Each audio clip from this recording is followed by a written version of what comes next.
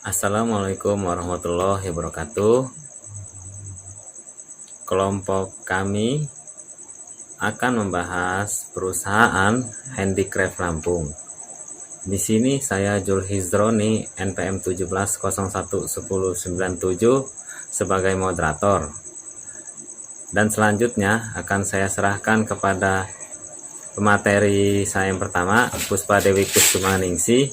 Kami persilahkan. Kenalkan, nama saya Puspa Dewi Kusmaningsi, NPM 17011061. Di sini saya dan teman-teman saya akan menjelaskan tentang handicraft Lampung, Galeri Omah Cinta. Bab 1, pendahuluan. 1. Profil dari handicraft Lampung.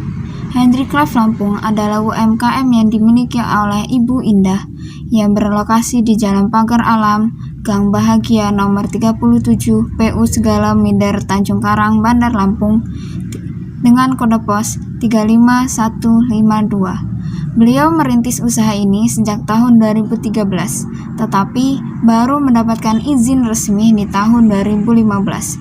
Beliau mengatakan bahwa usaha yang dijalankannya awalnya bukanlah sebuah bisnis, melainkan sebuah hobi atau sekedar permintaan teman dekat dan keluarga saja. Sehingga akhirnya beliau menekuni usaha tersebut dan bahkan usahanya mendapatkan permintaan sampai ke tingkat internasional. Usaha yang diproduksi Ibu Indah adalah kerajinan tangan yang tentunya semuanya adalah handmade.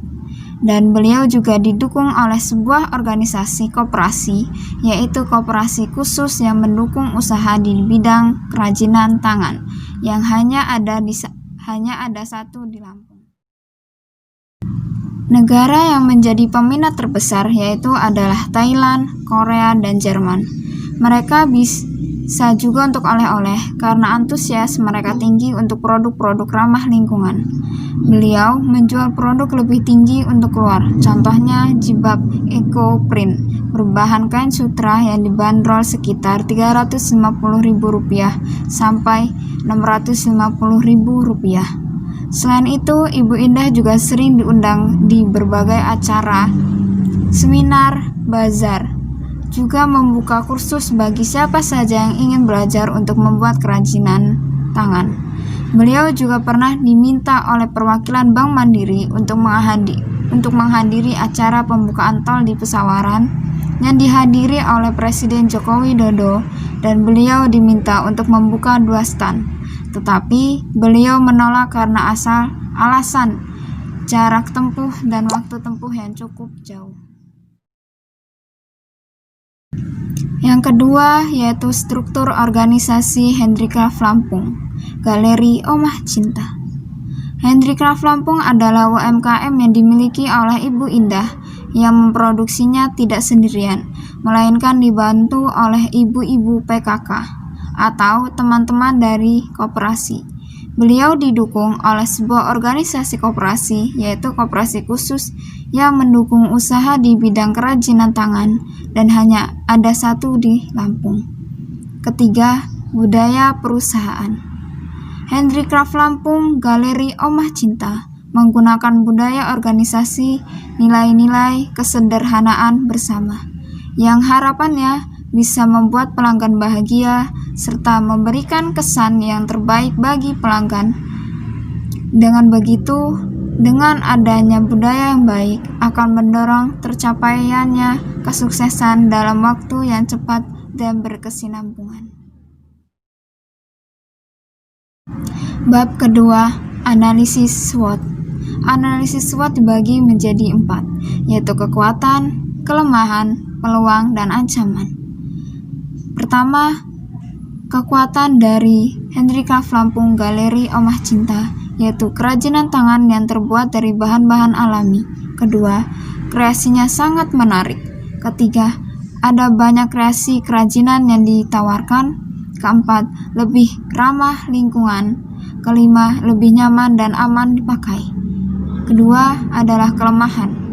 Kelemahan dari handicraft Lampung Galeri Omah Cinta. Pertama, bahan baku yang sulit didapatkan di Lampung. Dua, biaya pengiriman bahan baku dari luar kota. Ketiga, kurangnya tenaga kerja yang membantu.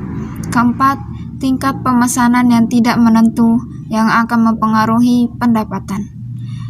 Kelima, keterbatasan lokasi usaha. Keenam, minimnya promosi. Ketujuh, kurangnya peralatan dan perlengkapan dalam proses produksi. Ketiga adalah peluang. Pertama, banyaknya peminat dari luar negeri, terutama para pecinta produk ramah lingkungan. Kedua, harga yang ditawarkan akan lebih tinggi untuk jangkauan luar negeri. Ketiga, belum terlalu banyak usaha yang memiliki konsep ekoprint. Keempat, membuka jasa kursus bagi peminat yang ingin belajar membuat kerajinan tangan. Kelima, menambah ke dunia kuliner, khususnya untuk jajanan pasar tradisional. Keempat adalah ancaman. Ancaman dari Hendrikla Lampung Galeri Omah Cinta. Pertama adalah UMKM yang memiliki banyak cabang usaha. Kedua, usaha yang sudah lama berdiri dan merek sudah terkenal di masyarakat. Ketiga, usaha di bidang aksesoris yang lebih beragam. Keempat, banyaknya usaha-usaha baru yang bermunculan. Assalamualaikum warahmatullahi wabarakatuh. Saya Meliana Puspitasari, NPM 17011230. Di sini saya akan menjelaskan bab 3 dari UMKM Hendrikla Lampung tentang matriks prioritas masalah. Yaitu nilai kriterianya yang kita pakai ada 4, yaitu urgensi, yang kedua tingkat keseriusan, yang ketiga perkembangan masalah, dan yang keempat itu tingkat rasional. Dan masalah yang pertama di sini adalah bahan baku yang sulit didapatkan di Lampung. Dari hasil diskusi kami, nilai kriteria untuk bahan baku yang sulit didapatkan di Lampung, urgensinya mendapatkan 4, dan tingkat keseriusannya mendapatkan 4, dan perkembangan masalahnya mendapatkan 3, dan juga rasionalnya mendapatkan 3. Dan yang kedua, biaya pengiriman bahan baku dari luar kota, juga urgensinya mendapatkan 3, dan tingkat keseriusannya mendapatkan 4, perkembangan masalahnya 3, dan juga rasionalnya 2. Dan yang ketiga, kurangnya tenaga kerja yang membantu, tingkat urgensinya 4, tingkat keseriusannya 3, perkembangan masalahnya 3, dan juga rasionalnya 3.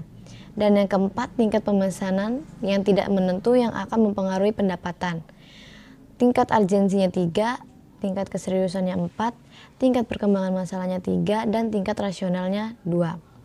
Dan selanjutnya, keterbatasan lokasi usaha. Tingkat urgensinya itu 3, tingkat keseriusannya itu adalah 2, dan perkembangan masalahnya 3, serta rasionalnya 3. Kurangnya peralatan dan perlengkapan dalam proses produksi, tingkat urgensinya 4, keseriusannya 4, dan perkembangan masalahnya 3, rasionalnya 3. Selanjutnya, masalah yang ke-8, banyak usaha di bidang aksesoris yang lebih beragam. Untuk tingkat urgensinya 4, tingkat keseriusannya 4, tingkat perkembangan masalahnya 3, dan rasionalnya 3. Dan yang terakhir, selera atau minat masyarakat yang masih kurang. Tingkat urgensinya 4, tingkat keseriusannya 4, perkembangan masalahnya 3, dan rasionalnya 3. Dari hasil diskusi, kami memperoleh 3 masalah dengan total nilai kriteria terbesar. Yang pertama ada di bahan baku yang sulit didapatkan di Lampung, dan yang kedua, kurangnya peralatan dan perlengkapan dalam proses produksi, dan yang ketiga, selera atau minat masyarakat yang masih kurang. Serta total dari nilai kriteria terbesar kedua ada di kurangnya tenaga kerja yang membantu dan banyaknya usaha di bidang aksesoris yang lebih beragam. Dengan total nilai kriteria yang ketiga, biaya pengiriman bahan baku dari luar kota, tingkat pemesanan tidak menentu yang akan mempengaruhi pendapatan, dan terakhir minimnya promosi. Dan dengan nilai kriteria yang terakhir, ada di keterbatasan lokasi usaha. Sekian dari saya, Meliana Puspitasari. Perkenalkan, nama saya Messi Triwandani, NPM 17011197. Saya di sini sebagai pemateri. Saya akan melanjutkan pembahasan bab 4, yaitu permasalahan strategi. Permasalahan strateginya yang pertama yaitu bahan baku yang sulit didapat di Lampung. Karena bahan baku yang digunakan itu berupa pewarnanya biasanya diimpor dari luar kota seperti Solo dan Jogja. Selain pewarna, dia menggunakan juga daun ketapang atau punjarak. Nah, biasanya owner menanam di area dekat rumah atau mencari di perkebunan dekat rumah. Yang selanjutnya yaitu biaya pengiriman bahan baku. Karena bahan baku yang dikirim dari luar kota menjadikan kelemahan biaya pengirimannya yang lumayan mahal. Selanjutnya itu ada kurangnya tenaga kerja. Karena tenaga kerja yang kerja di perusahaan tersebut itu masih sedikit, sangat minim. Bahkan ownernya mengerjakan sendiri kerajinannya. Yang selanjutnya yaitu tingkat pemesanan yang tak stabil atau mempengaruhi pendapatan, yang akan mempengaruhi juga hasil dari penjualan tersebut. Selanjutnya akan dilanjutkan oleh rekan saya. Lokasi usaha ini dia itu merupakan faktor meraih kesuksesan sebuah usaha.